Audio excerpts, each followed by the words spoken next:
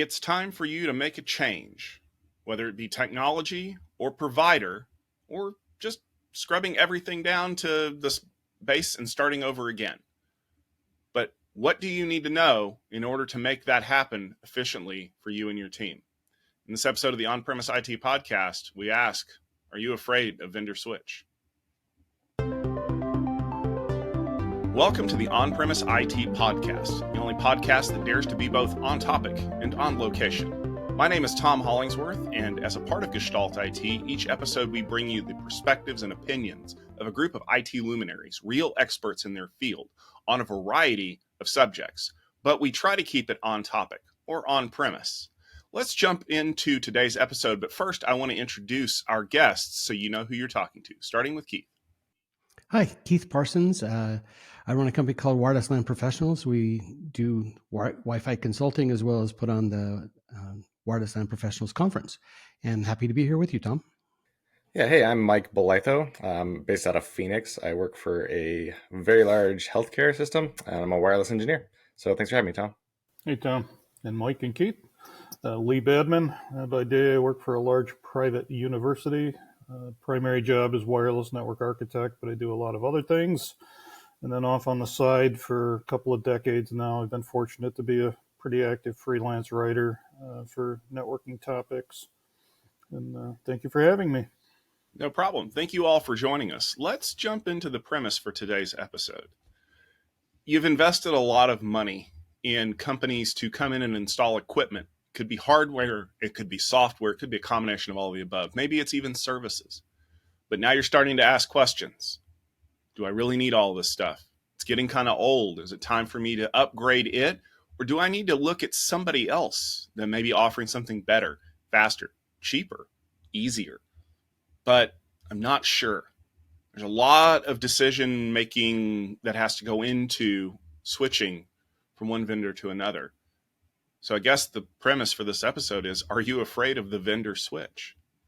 Now, we've collectively installed a lot of equipment over the years, and I would be remiss if I didn't say, as a reseller, I not only displaced a lot of other people's equipment, I may have tried to convince people to keep the equipment they had and maybe just get a slightly faster horse that eats a little less hay. But I want to kind of throw it back to you guys because it has been about a decade since I've actually done an equipment install. Do you feel like people are afraid of switching from one vendor to another? I'll start off there. I think people are afraid, definitely afraid, but it's all a matter of pain and how much tolerance they have. Usually they get to a point where there's so much pain with vendor A that they decide we've got to switch something else. But I would also say this isn't only just about switching vendors. It's sometimes switching technologies, going from controller-based to non-controller. And that too has its same pain. And then you're looking for that relief of the pain. And so like many things in life, we're trying to have pain avoidance. And there's fear that it might even hurt worse than what it is now. And Keith, to that point, I would actually like to point out that a lot of times that we see these kinds of conversations about switching technologies, switching vendors, they usually kind of go hand in hand. It's, well, if I'm going to make this big jump from, I don't know, 802.11n to 802.11 AC, if I'm going to have to deal with the pain now, I might as well get all of the pain out of the way up front and move from, vendor C to vendor M or vendor E to vendor A or, whoever it happens to be. So do you feel like people are kind of, it's the rip the Band-Aid off effect where it's like, well, if I'm going to be hurting, I might as well hurt all at once? I've seen multiple cases of that they just like, once we're going to go, let's just go. Other times they're like, well, we want to hold on to one piece, maybe their switch fabric and their cable plant, and say, as long as you don't touch this, you can change anything else you want on the wireless side. Or other times it's let's do that. Or in the edu and K-12 market, if there's money, sometimes the money is tied to switching one thing or all things. So a lot of times it's also money based. Not to mention, sometimes the vendors are very generous in their discounts if you're willing to make bigger moves. Yeah, so I would agree with what Keith said in the beginning. Change is hard. It's always uncomfortable. And I think that alone keeps a lot of people faithful to one vendor, regardless of their satisfaction, or they kind of convince themselves that they're satisfied, whether they really are or not, because changing is just uncomfortable. But for me personally, I've tried to be a wireless expert, not a vendor A expert. Always looking for the right technology for the situation. For example, years and years and years ago, I found out that for our branch solutions, there was a much better overall solution than we were using in our biggest, mothership network. So, it's like, let's go to that for the branch, because in the branch, it is a much better fit. And that worked out very well. And that kind of gave some courage when it came time to, like you said, Tom, we're about to move to 11AX. It's a big change. We're kind of not real thrilled with some of the cultural aspects of the, vendor A we were using for a lot of years for our mothership network. We had proven that we can make the change in our branches, so we did a lot of soul searching to find our requirements, and found that yes, indeed, we could move to vendor B, and it worked. So, it can be done. I won't say it was without discomfort. Even after the fact, we're still finding there's little things like reporting and all of that. You're so ingrained to what you got out of vendor A.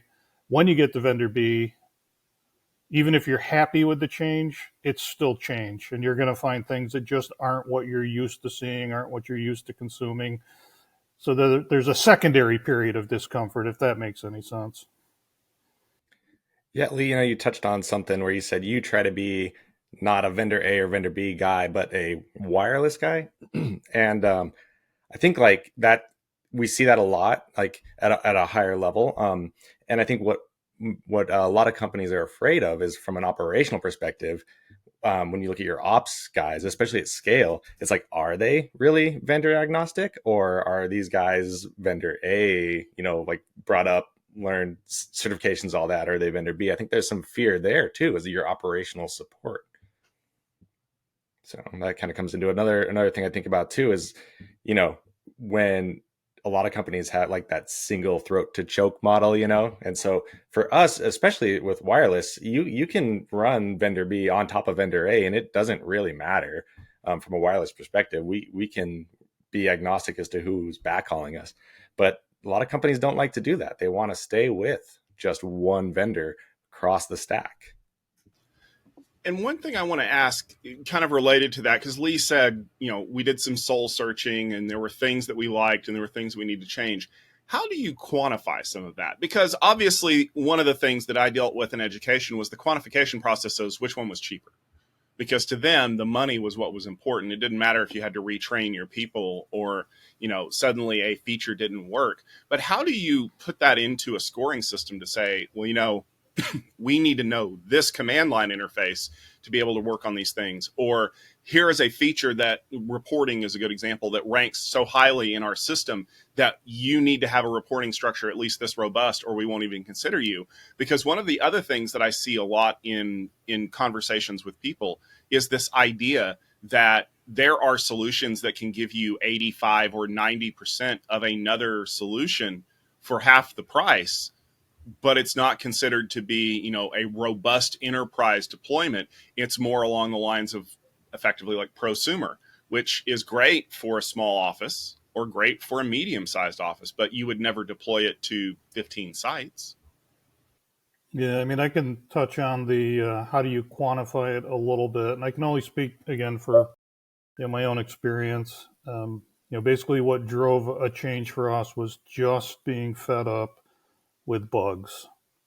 Everybody comes out with a dashboard. The dashboard's supposed to give you end-to-end views of all the problems that you have to be having because we gave you a dashboard. So we're going to find problems and show you lots of things. The problem is the dashboards don't show when the system itself has bugs, and that's what we got burned out on. You're going to get a bug, open up a tech case, go through days or weeks of trying to figure out what's up, ultimately end up with a controller upgrade pretty much each and every time. Don't have wireless problems, have code problems. And the culture from vendor A seemed to be such that that's just the way we do business. And, that's supported by talking to lots of other customers in the same boat.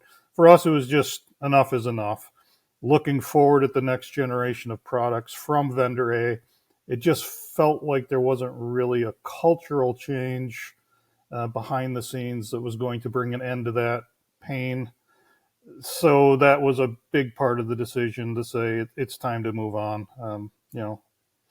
And we were also getting more. We were also getting more. Sorry, Keith. We were also getting more cloud centric in a lot of ways. So that did influence the decision a little bit. But how did you quantify? You talked about making the decision to leave vendor A. What were your metrics for choosing vendor B, C, D, or E?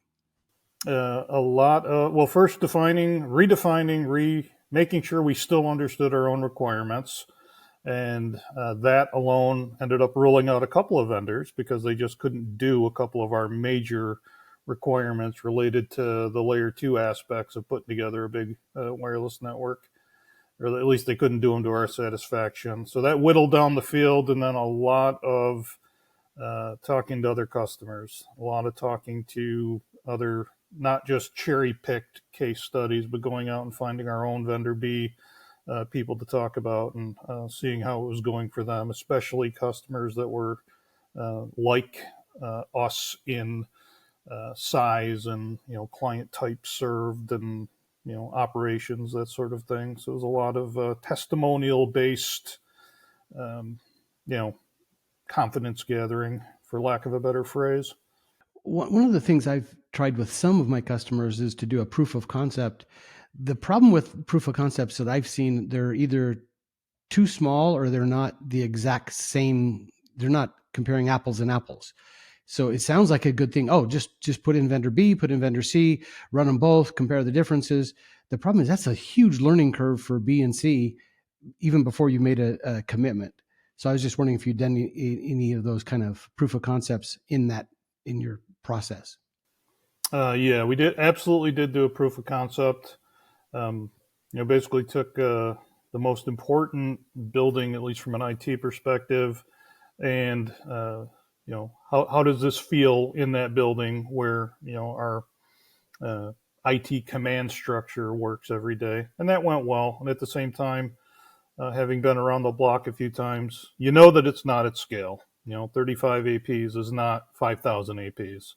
So 35 is going to feel different than 5,000, but there's only so much you can do. So that was part of our approach, but it was also kept in context. Feels great at the small scale.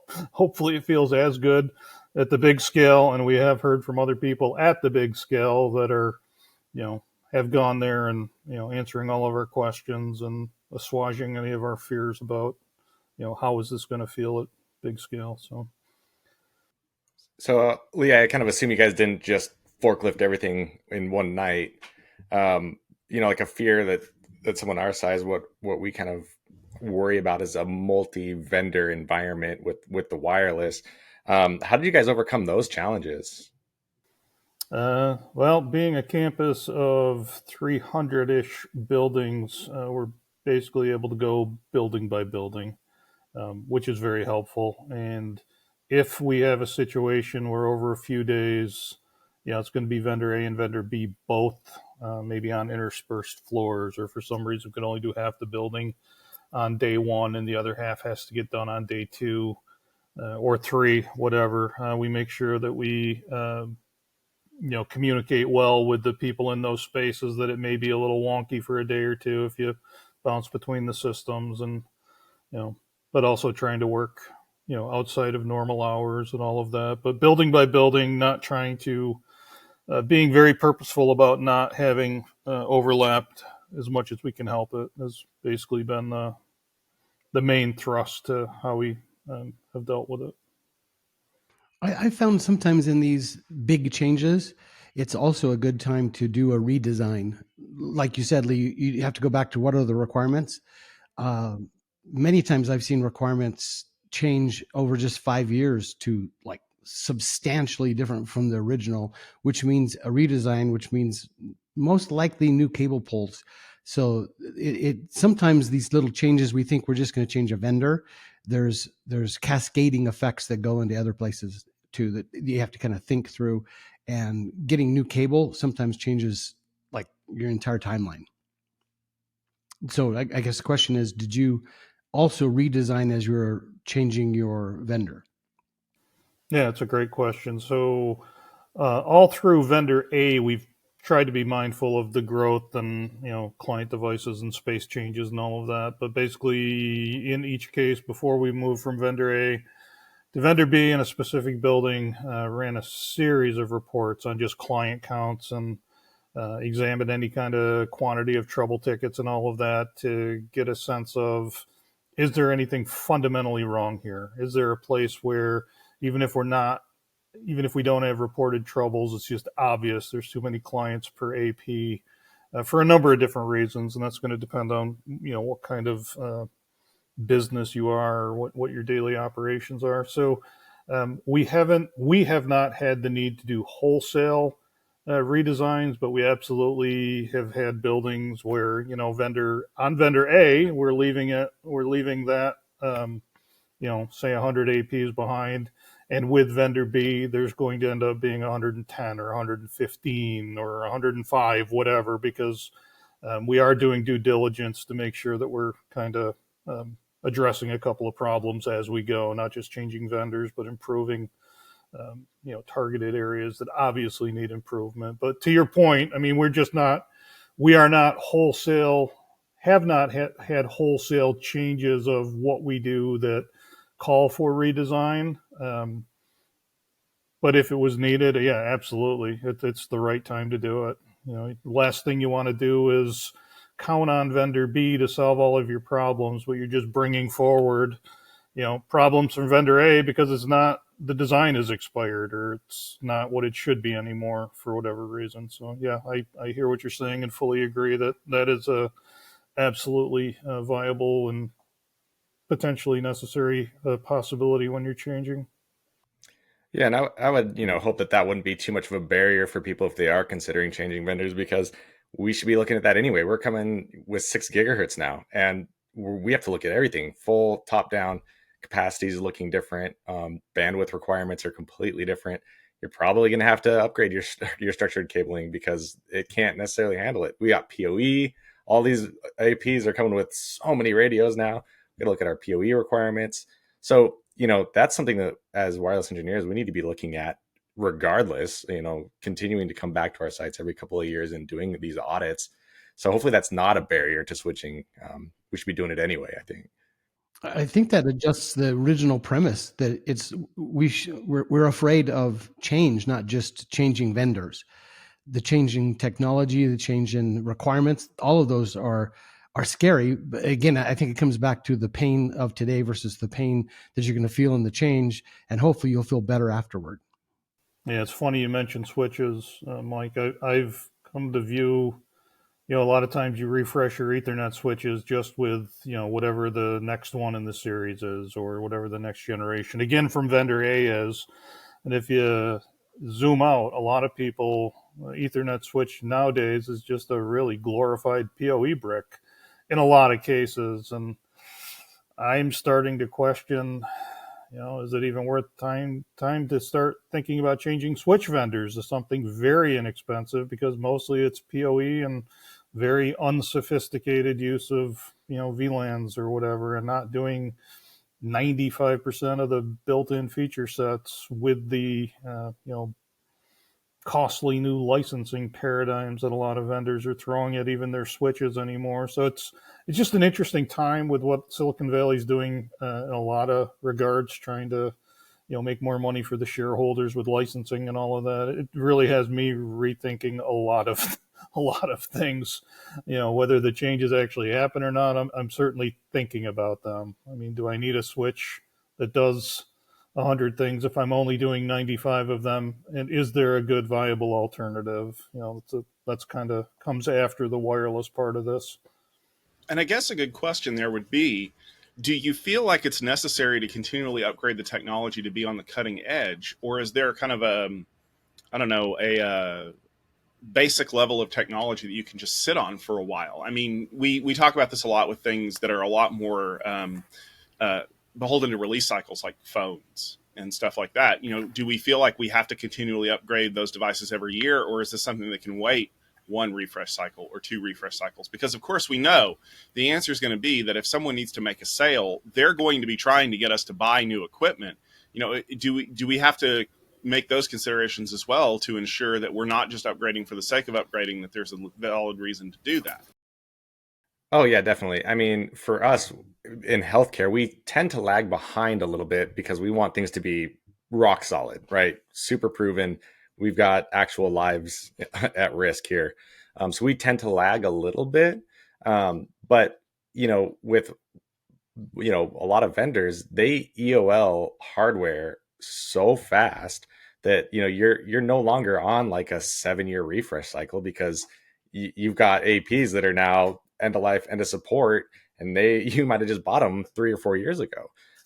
So that's a challenge too, and I think something worth looking at when you're looking at switching vendors is what does their end of life policy kind of look like? What's their hardware train look like? Are they forcing you to? Are they going to say, hey, we're done with 6E? You're putting in Wi-Fi 7 APs. Sorry, we're not even selling the 6Es anymore. So that's something to consider as well.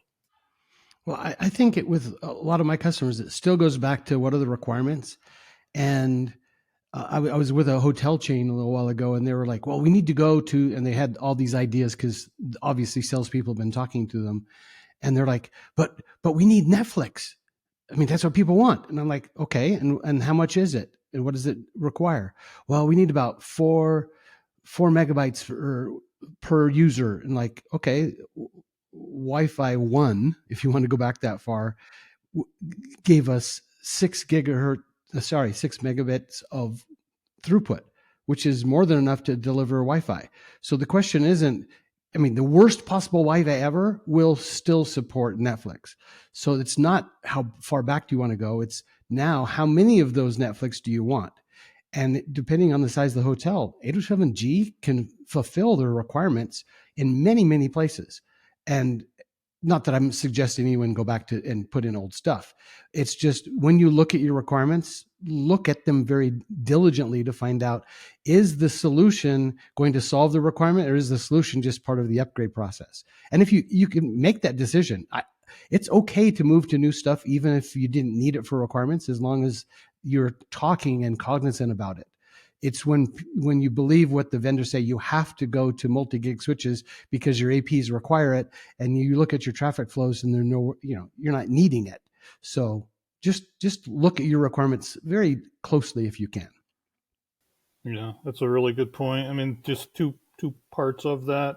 We know that for who we are, there's a lot of 6E capable clients coming, even if they're not out there today.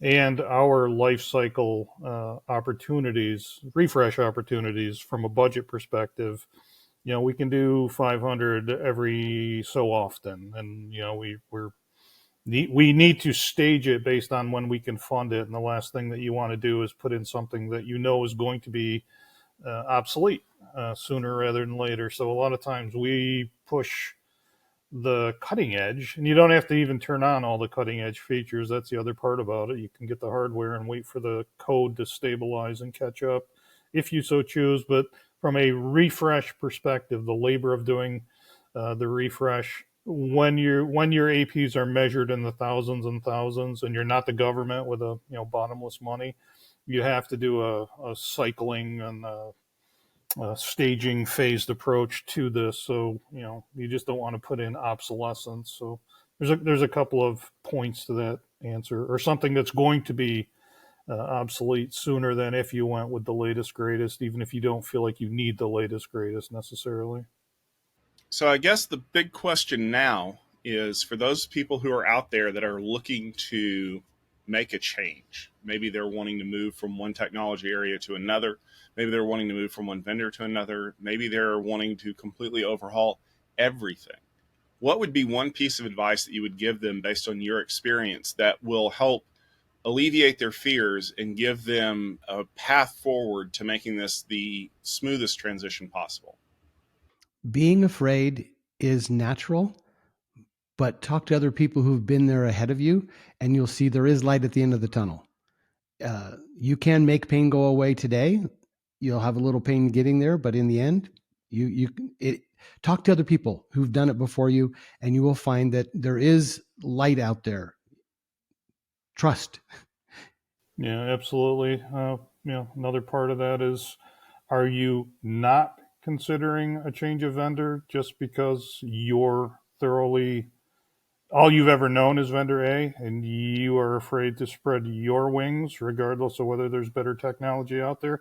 If that's the case, yeah, you might want to get some therapy and grow up a little bit, and realize it is a much bigger world than when you started, and got that comfort. There are a lot of good options out there that may be beyond your comfort level, and if you can stretch, the payoff, there is a payoff to stretching, and being at least able to look beyond what you're used to, for sure. Yeah, I mean, I haven't done like a full blown switch from vendor A to vendor B before, but we have started to put in a subset of vendor A in some of our other facilities, and yeah, there's some learning curves there, and things are done differently. You got to get used to things like APIs and stuff like that, and it can be scary at the beginning, but yeah, like both Keith and Lee have said, that there might be a little bit of pain at the beginning, but it ends up being good in the long run. You got to do what's best for what your requirements are. And I think that that's really a lot of where this comes down to, is this idea that change is bad for us and we don't like it. We're going to resist it as much as possible, whether it's upgrading code or upgrading equipment or upgrading to a different vendor or what have you. We have to make reasonable, rational decisions. We have to create ways to rank what's important to us and what we need. And we have to be honest with ourselves when we do that.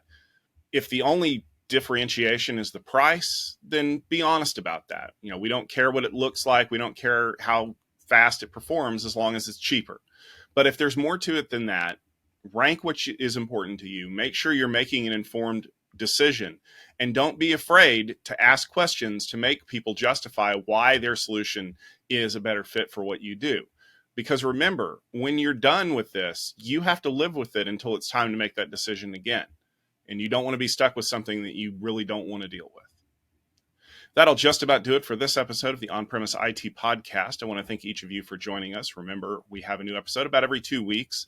You can always find the latest episode on our website, gestaltit.com, our YouTube channel, Gestalt IT Video, as well as your favorite podcast application of choice. Just search for Gestalt IT Podcast or On-Premise IT Podcast. We should be back in another 2 weeks with another great episode. Until then, take care of yourselves. And remember, stay on premise.